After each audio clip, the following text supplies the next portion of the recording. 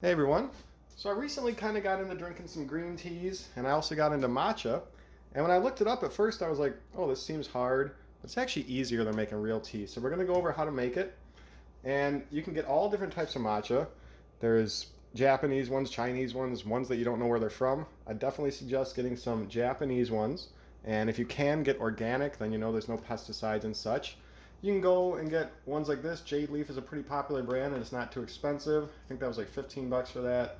I got this one which is AIYA, Aya, and this is from like Whole Foods, like 25 bucks for 30 grams. And then this is a really good company, Ipato tea, and this one was like 50 bucks for 20 grams.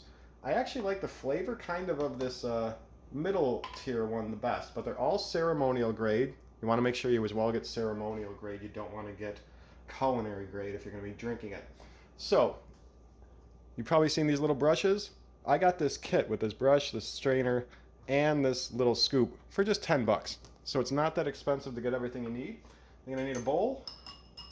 You're going to need to take your matcha. And you could just use a teaspoon or a half teaspoon, but they gave you this little special thing, so I use this and I take like 2 scoops. Just show you the inside, the color of it there. The better the matcha will be more light green rather than a dark green. You want to strain it through here because you'll see some like little bigger clumps. When you push it through here, everything gets tiny, tiny, tiny little, particles, and that makes it mix with the water much better, and you don't have any clumps at the end. So all you do is take a little bit of hot water. I'm just estimating, but about a shot worth, an ounce or so. And then you use your brush. Now, if you don't have one of these, I'll show you another way, but with the brush, it's super simple. You just kind of stir it around and go up and down. And you do this for just like, I'd say about 15, 20 seconds. Not too long. And when you're done, you should have a nice foam at the top there. If you do not have a wire brush, a bamboo brush like this, you can use one of these milk frothers. You can get these for anywhere from 5 to 15 bucks online, and it works the exact same. You just put it in, and it's going to make a little more splatters, but it does the exact same thing. You'll get a nice, pretty much same consistency no matter which tool you use. From there, all I do is add a little water to the bottom just so it mixes in at the bottom, and just pour it in there.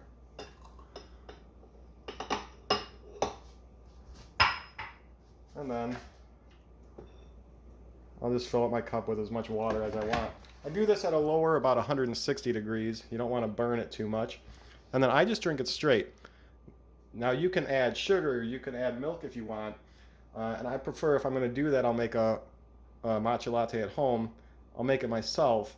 You can get matcha lattes like this, and this is basically a lower grade matcha with a lot of sugar in it, and you basically just add this to milk. It's simple, it's easy, but adding matcha to milk actually reduces the good compounds in the matcha. It doesn't let your body absorb them as good. Something about the milk will stop absorption. So it's actually best just to drink it straight if you like it that way, but having it with some milk as a latte is great too.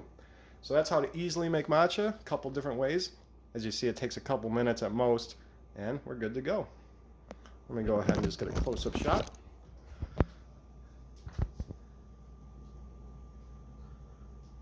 Usually I'd put this in a mug. I put it in a clear glass so we could see through it. So any questions or comments, let me know. And be sure to check out my Earthling Cooks channel. We're putting some more videos up there, so check those out.